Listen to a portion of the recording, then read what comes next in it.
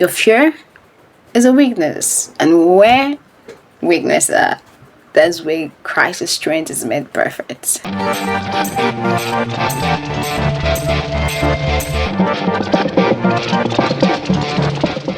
Do you know that fear is a weakness?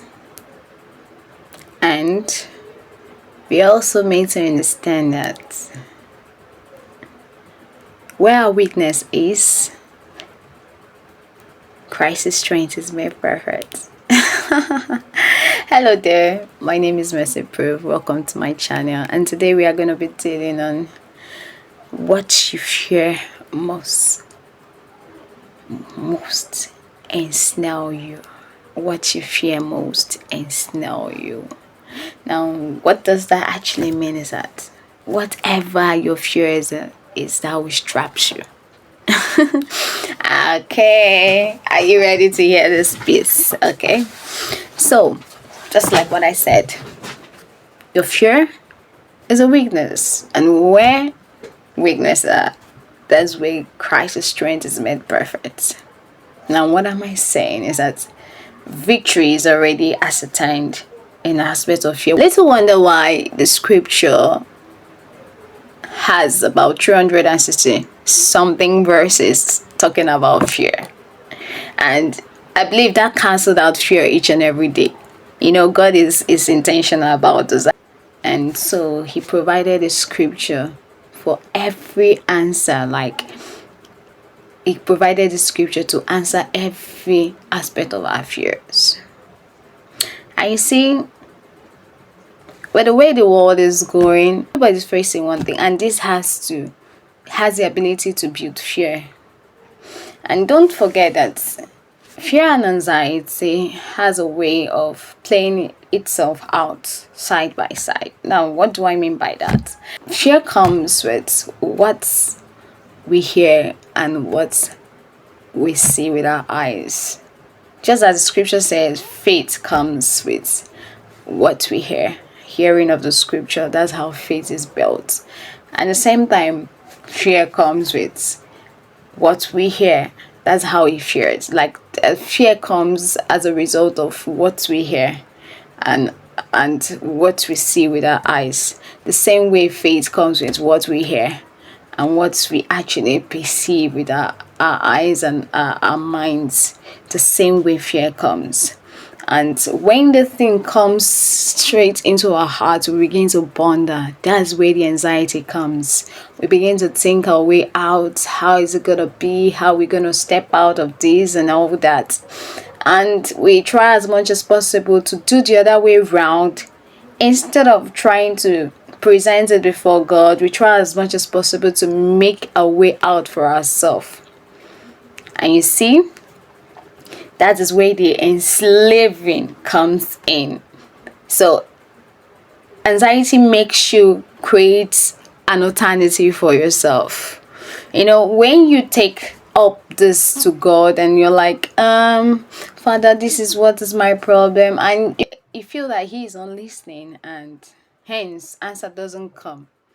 So you hop on trying to create an alternative for yourself, and that is the devil trying to ensnare you.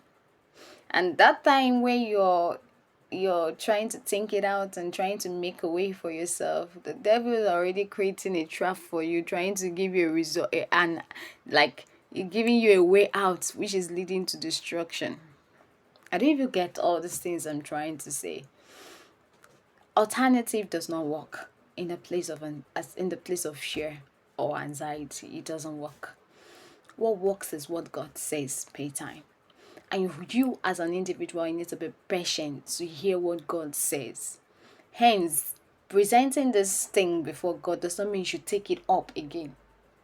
So when you are afraid of something and you take it up before God, try not to build anxiety. Try not to think about how it's going to happen, how the answer is going to come. Because it is not your responsibility. Your responsibility, as the scripture says, is present it before God. Let's actually look at what Philippians says about this. Philippians chapter 4 and verse 6 says, "Be anxious for nothing, but in everything by prayer and supplication with thanksgiving, let your requests be made known to God." So it's pointing out the fact that this is your responsibility. Do not be anxious of anything. This is also your responsibility. Go and make your request made more known to God by prayer, supplication, and wrapping it up with thanksgiving. Someone say wrapping it up, because people will always say, "Why will I give thanks when I've not seen the result?" My dear, that's the greatest ingredient you need to get your results. I think I see this with like the Yorubas. You have not done it yet, they're already thanking you. That's an attitude. That's an attitude for whoever wants to get something from God. Even if you want to get it anywhere, you have to place that thanksgiving as your lifestyle. Understand? And it will help you before your God. You're asking God for something, you're not seeing it's not visible, but already your heart is full of thanksgiving. Then you're like, wow, this person, that actually indicates that, okay, this person believes that I can do it. If you're already thanking someone like an individual now, okay, you're asking me for something and you're already thanking me for it, it helps.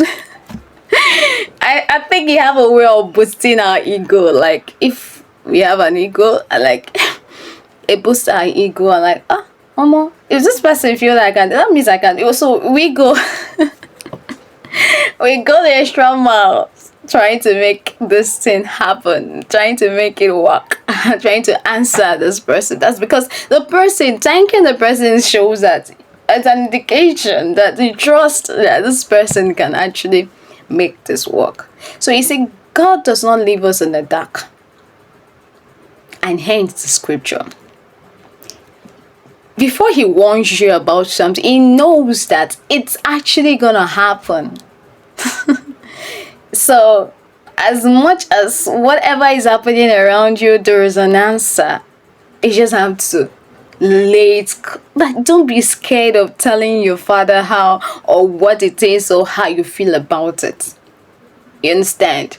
There are certain times in our life that we feel that there are certain things that are too big for God. But no matter how big it is, it shows that God is bigger than that if you present it to him. It shows that you believe that he's bigger than that situation. But when you bring it a minimal, like the smallest thing to him, like it's just a walk in the park, but he still shows himself. But no matter what am I saying is that no matter how big your situation is, whatever your problems are, do not allow anxiety step in, take away that, like take that place of worship inside of your heart. Because in being anxious is trying to create a space for alternative, trying to create a space for the devil to start whispering things to your ears, like, you can do it this other way, you can do it this other way, you can, those kind of. I'm saying this because it's something that I've dealt with. Like it has consumed me. Anxiety has consumed me at some point, but by God's grace I've been able to understand that the lies of the devil comes in different ways. And this is the paramount, like anxiety is the greatest of it. And also have understanding that anxiety has its own disadvantage. In short, it has no advantage to anybody. He drains you down. It affects your prayer life. It keeps making you go around the circle. Because when alternative is given to you, you go ahead with those alternative. You see yourself coming back to where you were, even worse. So, my sister, my brother, anxiety is no way. It's a no. Try as much as possible to always go back to the scripture. Encourage yourself through the scripture. And as much as you have prayed about it, believe that he answers. Of course, God never lies. And even if he doesn't answer, keep at it. keep at it. Just looking at the woman that went to that judge, he knows that this judge does not fear God, but as much as she kept going over and over and over and over again, the judge was worried. It's like, I need to answer this woman. And as much as God is on his throne, however he wants to answer, he will answer you. But don't think about how he's going to answer you, because that's where anxiety come. I'm expecting it from my uncle. Oh, okay. You start building and attend, like it start building your head height ought to come, and from there you try to make it work in that aspect of how you're thinking it. So what am I saying is that do not be anxious. Make your request being known to God and let it go. And last of all, add thanksgiving as the greatest ingredient to that prayer. Each and every time you think about it, let worship roll out of you, like let it come out of you. So instead of it consuming you, you're in the other way consuming it. Oh God, and this is the sweetest thing that can conquer the devil. Like, you wanna, like, what is this? This is not what I'm trying to get at, and she's worshiping God. Wait, are you crazy? So, and another thing that helped me was the fact that I realized that fear is a sin. Let me look up Revelation 21 verse 8. Let's look. Revelation 21 verse 8 says, "But the cowardly, unbelieving, abominable, murderers, sexual immoral, sorcerers, adulterers, and all liars shall have their parts in the lake, which burns with fire and brimstone, which is the second death." Now, the unbelieving that's where the aspect of fear comes in. Some versions will say the fearful. So you look out for it in your own version, the fearful. So when I realized, like, because I'm afraid, I have a part in hell. I needed to wake up and tell myself, Mercy, you need a way out. Like, you need to just believe God to help you through this. I don't know if I'll be able to make sense or I'll be able to speak to one person or the other in this aspect of fear and anxiety, counseling on how to cancel our fear and anxiety in your life. But I'm glad that I'll be able to make this video, and this is one of it, and this is first of it of my video.